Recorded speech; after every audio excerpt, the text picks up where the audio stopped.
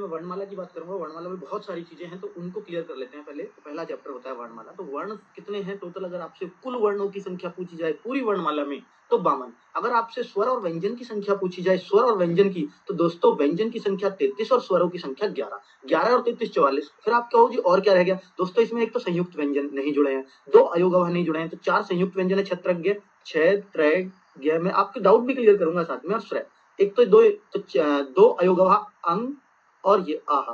तो ये 4 2 6 44 और 6 50 और 2 उच्छिष्ट व्यंजन होते हैं जिनको हम डे यहाँ नीचे बिंदी लगाते हैं, और डे अड़े और डे। तो ये टोटली आप देखोगे 33 11 44। 33 व्यंजन, व्यंजनों की संख्या कभी पूछे, स्वरों की संख्या 11, अयोगवा पूछे तो 2 अंग और आहा और 2 उच्छिष्ट व्यंजन और 4 संयुक्त व्यंजन। इन सबको मिला के ये 52 बन जाता है। आ गई बात समझ में? ठीक है। अगर आपसे पूछा जाए वर्णों की संख्या, कुल वर्णों की संख्या पूरी वर्णमाला में, तो आप 52 ही कहेंगे। ठीक है। 44 क्या है? स्वर और व्यंजन मिला के। ठीक है। आगे स्वरों की संख्या पूछी जाए 11, व्यंजनों की संख्या पूछी जाए 33, अयोगवा पूछे जाए 2, अंग और आहा। ठीक है। दीर्घ स्वर, अब दीर्घ स्वर कौन से होते हैं मैं पढ़ा चुका हूँ, पूरी वीडियो आप देख सकते हो दोस्तों। तो दीर्घ स्वर आप रट लीजिएगा कौन कौन से होते हैं, उसमें मैंने साफ साफ बताया। आ, बड़ी बड़े जो होते हैं ये बड़ा ऊ। ठीक है। और ये जो इनको हम ये जो बोलते हैं ए आई और ओ और औ, ये सब क्या है? दीर्घ स्वरों में आएंगे। ठीक है। इन सातों को हम दीर्घ स्वर बोलते हैं, बिल्कुल आपको याद रहेंगे। देखिए मैं इस डिटेल को क्यों बता रहा हूँ, डायरेक्ट ये संख्या ही ना पढ़ दूं दोस्तों। ऐसे तो पढ़ा हुआ लिखा हुआ बहुत जगह मिल जाएगा। जब तक डिटेल नहीं पता होगी तो कम से कम ये चीज याद नहीं रहेगी, तो ये तो याद रख सकते हो कि हाँ कुछ ऐसा बताया था। तो दोस्तों इनको हम संयुक्त स्वर भी बोल देते हैं। ठीक है। ए आई ओ और औ को। लेकिन टोटली अगर बड़े स्वर पूछे जाए, दीर्घ स्वर, जिनकी हम छंद में मात्रा गिनते हैं, तो गुरु मात्रा इनकी गिनी जाती है, तो इनको हम दीर्घ स्वर बोलते हैं। ठीक है। तो ये 7 संख्या है इसकी। लघु स्वर कौन कौन से? इनका छोटा रूप ए, छोटी ई, छोटा ऊ और रे ऋषि जो हम बोलते हैं। ठीक है दोस्तों, वो हो गए ये 4 लघु स्वर हो गए। क्लियर है ना आपको? स्पर्श व्यंजन क्या होते हैं दोस्तों, इसलिए छांट के मैंने आपके लिए लिखा था। स्पर्श व्यंजन दोस्तों ये है, इनको हम स्पर्श व्यंजन बोलते हैं। बिल्कुल वर्णमाला जान लीजिएगा आप। इनको फर्स्ट पूरा वर्ग, ये सेकंड वर्ग, ये थर्ड, ये फोर्थ, ये फिफ्थ, इनको हम क वर्ग, ठीक है, ये च वर्ग, ये ट वर्ग ऐसे। और इसको हम फर्स्ट प्रथमाक्षर, द्वितीय अक्षर ऐसे भी बोल देते हैं, तृतीय अक्षर, चतुर्थ अक्षर और पंचमा अक्षर। इसको अनुनासिक भी बोलते हैं क्योंकि ये नासिक के वर्ड है। अनुनासिक नहीं, नासिक के वर्ड बोल देते हैं क्योंकि नाक से बोले जाते हैं। देखिए ये होता है जैसे अंगा, इया, तो नाक का ने में, तो जैसे नाक में कर बोल रहे हो आप, है ना, तो वो वाली नासिक के वर्ड भी बोले जाते हैं। चलिए नेक्स्ट है ये रेले वे, ये अंतस्थ व्यंजन होते हैं दोस्तों। और ऊष्मीय, इनको जब बोलोगे ना मुंह से गर्म हवा निकलेगी। ठीक है, इसलिए इनको ऊष्मीय बोलते हैं, क्योंकि इनको बोलते हुए देखिए है ऐसे आ रही है अंदर से आवाज, जैसे खूब रगड़ के आ रही है, और जब चीज रगड़ती है तो गर्म तो हो ही जाएगी, इसलिए उसमें व्यंजन। इसको अंतस्थ क्यों बोलते हैं? अंतस्थ क्योंकि ये अंदर से, ये जैसे जैसे हम उल्टियां वॉमिटिंग करते हैं तो ये ऐसे ही आती है ना, तो वो अंतस्थ हो गया। और क्षत्रज्ञ ये संयुक्त है ही, क्योंकि ये दो दो से मिलके बने हुए होते हैं। आपको मैं बता चुका हूँ कौन सा किस किस से मिलके बना है, बार बार नहीं बताऊंगा, बहुत बड़ा सारी चीजें थोड़ी पढ़ा रहा हूँ इसमें। ठीक है। तो दोस्तों अंतस्थ व्यंजन, इनमें 2 अर्धस्वर भी होते हैं, ये और वे, क्योंकि ये स्वरों के स्थान पर भी लग जाते हैं। जैसे हम लिखे कौवा, ठीक है, और कौवा को हम ऐसे भी लिख देते हैं तो ए के स्थान पे वह लग गया। ठीक है। महिलाएं आप लिखते हो, महिलाएं, महिलाएं आप ऐसे भी लिखते हो, और महिलाएं कुछ स्वर लगा के भी लिख देते हैं, कैसे? ऐसे। तो ये की जगह ये स्वर आ गया, ये तो स्वर ही है, ये ए तो स्वर ही था। ठीक है। तो दोस्तों इसलिए इनको अर्धस्वर भी हम लोग बोल देते हैं। तो 2 अर्धस्वर है। ठीक है। आगे आप आ जाइएगा, आप फिर से मैं आता हूँ।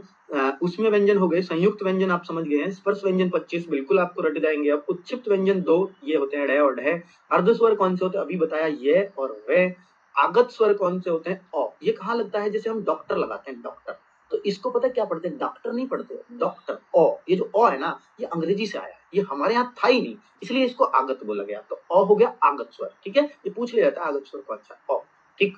तो चलिए ये उन 11 में नहीं है, पर ये आगत है क्योंकि हमारी हिंदी में था ही नहीं, अंग्रेजी से आया। कॉफी, कॉफी हमारा शब्द है क्या? हमारा डॉक्टर नहीं था, चिकित्सक था, तो अंग्रेजी की वजह से हम ऐसा लिखने लगे। ठीक है। ये ओ जो लगा ना, ये वाला, ये यही है। ऐसी कॉफी और भी बहुत सारी चीजों में आप देखोगे। तो अघोष और सघोष क्या होते हैं, बिल्कुल मैं आपको समझा दूं दोस्तों। मैंने 25 स्पर्श व्यंजन दिखाए थे, तो उसका जो फर्स्ट वर्ग था और सेकंड, यानी क के नीचे के सारे और जो ख के नीचे के सारे, वो सारे अघोष में आएंगे। और कितने होंगे वो? 5 ये 5 ये 10, और तीनों से। देखिए सघोष है, से, तो सॉरी अघोष है और से आएगा, तो सघोष में कभी मत करना से को, से सघोष ऐसे लगेगा, लेकिन ये अघोष में, याद रखना तीनों से अघोष में आते हैं, और दोनों फर्स्ट और सेकंड वो दोनों भी अघोष है। ठीक है। तो कितने अक्षर हो गए? 5 5 10 और 3 ये। ठीक है।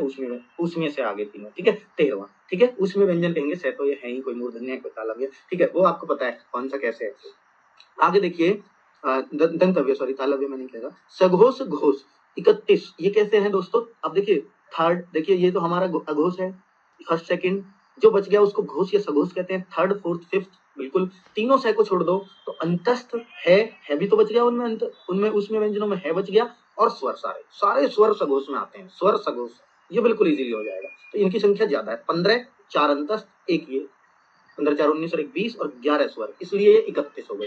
क्लियर हो गई बात। अल्प प्राण क्या होते हैं? अब अल्प प्राण फर्स्ट थर्ड फिफ्थ, जिनको बोलने में बहुत कम समय लगे, जिनको बोलने में बिल्कुल भी प्राण ना खिंचे, उनको हम क्या बोलते हैं? अल्प प्राण। ठीक है, और अंतस्थ और स्वर, ठीक है, अंतस्थ और स्वर। अंतस्थ क्या होते हैं? ये रह और स्वर सारे, तो इसलिए ये 30 है। और महाप्राण जिनको बोलने में बहुत प्राण निकले, देखिए आप क्या बोलो ऐसे लगेगा जैसे यहीं रखा, और ख बोलो, ख जैसे अंदर से घेट पड़ रहे हो आप, हैं घ ऐसे बोल रहे हो। तो ये जो ख और घ वाले नीचे लाइन है ना, ख की और घ की, मैं दिखा देता हूँ आपको, ख की और घ की, देखिए ख के नीचे की लाइन ये पूरी और घ के नीचे की पूरी लाइन, ये क्या है? बहुत ज्यादा जोर पड़ेगा इनको बोलने में, ख छ ठ, इनको ऐसे बोल रहे हैं, ऐसे जीभ पे रखे हैं, झ ढ, तो इन सब में बहुत ज्यादा जोर लगता है, इसलिए प्राण निकलते हैं, महाप्राण इनको बोलते हैं। और महाप्राण और क्या है जो हम पढ़ रहे हैं दोस्तों? महाप्राण हम कहेंगे, और देखिए ऊष्मीय व्यंजन, ऊष्मीय, जब ऊष्मा निकली है तो खूब रगड़ मची अंदर, खूब युद्ध चले, तो महाप्राण आप ऊष्मीय और सेकंड फिफ्थ बस ये रखेंगे। उसमें जैसे से अलग और है अलग हो गया, इसमें ऐसा नहीं होता। ठीक है, 30 और 14 44, बिल्कुल 44 ही होते हैं स्वर व्यंजन मिला के, और ये स्वर व्यंजनों को ही बांटा गया है, इसमें कोई संयुक्त व्यंजनों को और उनको नहीं बांटा जाता। ठीक है दोस्तों, आगे आते हैं संधि। संधि कितने प्रकार की? मुख्य रूप से 3 ही प्रकार की होती है, स्वर व्यंजन और आपको पता है विसर्ग। ठीक है, और एक स्वर संधि कितने प्रकार की होती है आपको पता है ना, कि दीर्घ स्वर संधि, गुण स्वर संधि, वृद्धि स्वर संधि, या अयादि स्वर संधि और यण स्वर संधि समझा रखी है मैंने अच्छे से। 5 प्रकार की। समास भी आपको पता है कौन कौन से समास होते हैं, 6 प्रकार के होते हैं, ये अव्ययी भाव, कर्मधारय, तत्पुरुष, द्विगु, द्वंद्व और बहुब्रीहि, बिल्कुल सारे नाम हम रट लिए हैं। बाकी सारे समास एक एक प्रकार के होते हैं, लेकिन जो तत्पुरुष समास है वो अपने आप में 6 प्रकार का होता है। मैंने आपको बताया था कि कर्म तत्पुरुष, करण तत्पुरुष, बस कारक जो होते हैं ना 8 प्रकार के, कर्ता को छोड़ दो, पहले वाले कारक को छोड़ दो, और लास्ट का संबोधन हे राम हरे राम उसको छोड़ दो, इन दोनों को छोड़ दो, फर्स्ट लास्ट को, बीच के जो 6 बचे, क्योंकि कारक है 8 प्रकार के, वो 6 सारे तत्पुरुष समास होते हैं। ठीक है, वो 6 प्रकार का समास तत्पुरुष समास वही होता है, करण तत्पुरुष, कर्म तत्पुरुष, अपादान तत्पुरुष, संप्रदान तत्पुरुष, वो सारा, संबंध तत्पुरुष, वो सब आते हैं। कैसे छांटते हैं वो मैं सिखा चुका हूँ, तत्पुरुष का 10 मिनट का वीडियो देख लेना, इससे भी छोटा ही है ना जो बढ़ा रहा हूँ। उपसर्ग कितने होते हैं संस्कृत में दोस्तों? 22 होते हैं, मैं रटवा चुका हूँ आपको, उनमें मैंने 21 बताए, तो एक उत और है, ये और ऐड कर सकते हो, उत्कर्ष है ना, इसको कोई ऐड कर लेता है। इनकी कोई गंती फिक्स नहीं, कोई किताब 19 भी देगी, कोई 20 भी देगी, कोई 21 भी देगी, कोई 22 भी। मैंने 21 प्रकार के बताए, लेकिन कहीं एक आध किताब जो ऑथेंटिक किताब थी, मुझे लगा 22 प्रकार के उनमें दे रखे, तो मुझे आपको बता देना चाहिए। ठीक है, कोई निश्चित संख्या इनकी नहीं मान सकते, तो ऐसे पूछेगा भी नहीं कि उपसर्ग संस्कृत में कितने होते हैं। ठीक है, जिस चीज पे डाउट है वो खुद नहीं पूछता है उसको। उपसर्ग हिंदी में ये भी कोई फिक्स नहीं है, पर हम फिर भी कह देते हैं। आप तो संस्कृत से अलग भी है क्या? हाँ, जैसे कुपुत्र है, कुपुत्र कुउपसर्ग है, इसमें कुउपसर्ग संस्कृत में नहीं आता, ये हमने अपने पास से बनाए हैं, हिंदी में जोड़े हैं। ठीक है, तो ये ऐसे उपसर्ग 13 है। ठीक है, आगे प्रत्यय की बात करता हूँ। प्रत्यय सिर्फ 2 ही प्रकार के होते हैं, एक तो कृत प्रत्यय और एक तद्धित प्रत्यय। और जो स्त्री प्रत्यय होता है वो कोई मुख्यतः में प्रकार में नहीं आता। तो मुख्यतः क्रिया से बने प्रत्यय कृत प्रत्यय, और क्रिया के अलावा संज्ञा हो, सर्वनाम हो, विशेषण हो, अव्यय हो, उन सब प्रकार से जो बनेगा वो तद्धित प्रत्यय कहलाएगा। ठीक है, पूरी पढ़ाऊंगा तो भाई वीडियो ही देख लो ना, फिर मैं इसको क्यों पूरा बताऊं। चलिए, कि भाई कृत क्या होते हैं, तद्धित क्या, बना के बताऊं क्या? लिंग कितने? 2 प्रकार के, 2 प्रकार के, स्त्रीलिंग पुल्लिंग। अब यहाँ पे संस्कृत तो है नहीं कि और नपुंसक लिंग भी बढ़ाएंगे हम, नहीं। लिंग हिंदी में 2 प्रकार के, वचन हिंदी में 2 प्रकार के। अब संस्कृत में जाएंगे तो 3 प्रकार, द्विवचन और आ जाता है, यहाँ एक वचन और बहुवचन, वहां द्विवचन और आ जाता है। ठीक है, कारक क्या होता है? कारक 8 प्रकार का, बिल्कुल रट लीजिएगा। विकारी कितने प्रकार के शब्द हैं? संज्ञा, सर्वनाम, विशेषण, क्रिया, 4 प्रकार। अविकारी कितने पढ़ा चुका हूं मैं आपको, कौन कौन से होते हैं? क्रिया विशेषण होता है, संबंध बोधक होता है, समुच्चय बोधक होता है, विस्मयादि बोधक होता है। अब ये हो गए। ठीक है, और निपात का हुआ, निपात विस्मयादि का ही पार्ट है। ठीक है, तो नेक्स्ट है संज्ञा। संज्ञा 5 प्रकार की होती है, बिल्कुल आपको रटने की जरूरत भी नहीं थी, फिर भी आप रट सकते हो, वो सब आपको मैं बता चुका हूँ। व्यक्तिवाचक, जातिवाचक, ठीक है, समूहवाचक और द्रव्यवाचक, भाववाचक। ठीक है, टोटली 5 प्रकार की है संज्ञा। मुख्यतः रचना के आधार पर 3 प्रकार माने गए हैं। ठीक है, इसमें आप ले सकते हो जातिवाचक, समूहवाचक और भाववाचक। ठीक है, बाकी 2 इसमें हटा दी जाती है। आगे सर्वनाम 6 प्रकार का बिल्कुल आपको रटा हुआ है, होना भी चाहिए। ठीक है, मैं आपको पढ़ा चुका हूँ। विशेषण 4 प्रकार का बिल्कुल आपको पता होना चाहिए, गुणवाचक विशेषण, संख्यावाचक, परिमाणवाचक और सार्वनामिक विशेषण। ठीक है, क्रिया, क्रिया 2 प्रकार की होती है, सकर्मक और अकर्मक। कर्म के आधार पर, जिसमें कर्म आए वो सकर्मक, जिसमें कर्म ना आए वो अकर्मक। तो कर्म के आधार पर कहो या रचना के आधार पर या बनावट के आधार पर, तो इस पे कहोगे 2 प्रकार की। ठीक है। और क्रिया अर्थ के आधार पर या क्रिया के उपभेद भी हम बोलते हैं, जो हमारी आती हैं कौन कौन सी, जैसे द्विकर्मक, प्रेरणार्थक, वो 6 प्रकार हैं टोटल, ठीक है। वाच्य टोटल 3 प्रकार का होता है, आपको पता है कौन कौन सा भाव, एक तो सबसे पहले कृतवाच्य, कर्मवाच्य और भाववाच्य, ठीक है। क्रिया विशेषण भी टोटली 4 प्रकार का, अभी जस्ट वीडियो बनाया था अव्यय का, उसमें पूरी तरह से क्रिया विशेषण को समझाया था। संबंध बोधक अव्यय टोटली 4 प्रकार का अर्थ के आधार पर उनको हम नहीं पढ़ते हैं, इतना ज्यादा कोई नहीं पूछता है, ठीक है। समुच्चय बोधक भी 2 प्रकार का होता है, बिल्कुल ऐसे संख्या आप रट सकते हो। विस्मयादि बोधक का कोई टाइप, कोई प्रकार नहीं पूछ सकता और ना कोई इसकी संख्या निश्चित होती है, ठीक है। आगे हम काल की बात करते हैं। फिर हमने विस्मयादि बोधक क्यों लिखा, क्योंकि आप कहोगे कि जी वो अव्यय तो आपने बताया ही नहीं, तो इतना तो ख्याल मैं भी रखता हूँ आपका, क्या मुझे लिखना ही ना पड़े, पर मैं लिखूंगा जरूर। मुझे जब भाई किताब में देखो ना, आप किसी में बताया हो तो मुझे बताओ, विस्मयादि बोधक अव्यय नहीं होता, ठीक है। सारा कलेक्शन एक जगह दिया है मैंने, ताकि आप लोग अच्छे से रट सको और मैं साथ साथ रटवा भी सकूं आपको। काल टोटली 3 प्रकार का होता है, बिल्कुल आपको पता है कौन कौन सा, एक तो वर्तमान काल, भूतकाल, भविष्य काल, सब पता है आपको। वर्तमान काल टोटली 5 प्रकार का, अभी काल का वीडियो बनाया, जस्ट देख लीजिएगा, सारी पहचान बहुत जबरदस्त तरीके से कराई है आपको। वर्तमान काल आपने पहले 3 प्रकार का बताया था, बिल्कुल मुझे भी कई किताबों ने 3 ही बताया था, मैं क्या करता दोस्तों, मुझे वो किताब की बात सच लगी, क्योंकि देखो आसन्न भूत कहो या पूर्ण वर्तमान कहो, दोनों बात एक ही है, तो कोई किताब उनको अलग अलग रख लेती है, कोई एक जगह मिला देती है, लेकिन जब ज्यादा एग्जाम्स में और सब में देखा तो 5 ही सही माना है सबने, ठीक है। इसलिए आप 5 ही रट लो, 3 मत रटो, इसलिए मुझे दोबारा वीडियो बनाना पड़ा, ठीक है। तो भूतकाल 6 प्रकार, ये तो इतना ही बताया था। भविष्य काल 3 प्रकार, रट लीजिएगा। विराम चिन्ह अगर कोई पूछे कितने प्रकार का है, तो कोई गिनती नहीं है, मत कोई कहीं पूछेगा भी नहीं, सिर्फ यूं तो पूछ सकता कि ये वाला विराम चिन्ह बताओ क्या है, निर्देशक चिन्ह है क्या है, तो ये निर्देशक चिन्ह होता है। ये छोटा वाला ये लगा हो माइनस, तो ये योजक चिन्ह होता है। तो वो सारी बात, ये क्या चिन्ह होता है, ये विवरण चिन्ह होता है, तो ऐसे पूछता है विराम चिन्हों में, ठीक है ना। रस, रस टोटली 9 प्रकार के, अगर आपसे कोई पूछे रस कितने प्रकार के होते हैं, 9 प्रकार के। भरत मुनि के अनुसार अगर रस पूछे जाए तो 8 प्रकार का हो गया। आप 9वां रस है शांत रस, वो बाद में जुड़ा है। आप क्या सूरदास जी ने भी 10वां जोड़ दिया है, 11वां है वात्सल्य रस, या भक्ति रस भी जुड़े हैं बाद में, 11 हो जाने चाहिए दोस्तों।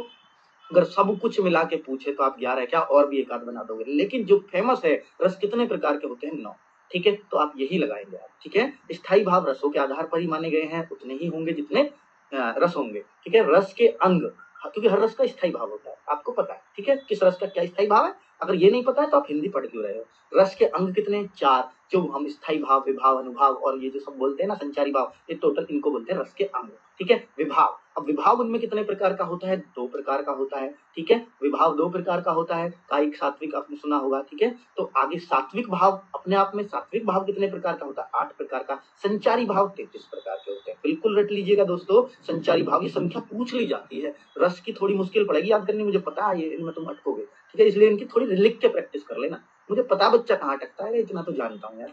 श्रृंगार रस 2 प्रकार का होता है, बिल्कुल आपको पता है, वियोग में और एक जो मिलन होता है उसमें, ठीक है। तो अनुभाव, अनुभाव 4 प्रकार का होता है, बिल्कुल आप इसको भी रख लीजिएगा, ये रस का ही अंक था, यहाँ छूट गया, ऊपर बताना चाहिए था। अलंकार 3 प्रकार के होते हैं, आपके अलंकार तो बहुत सारे हैं, 3 क्यों बता रहे हो दोस्तों, मैं बता रहा हूँ। एक होता है शब्दालंकार, एक होता है अर्थालंकार, एक होता है उभय अलंकार।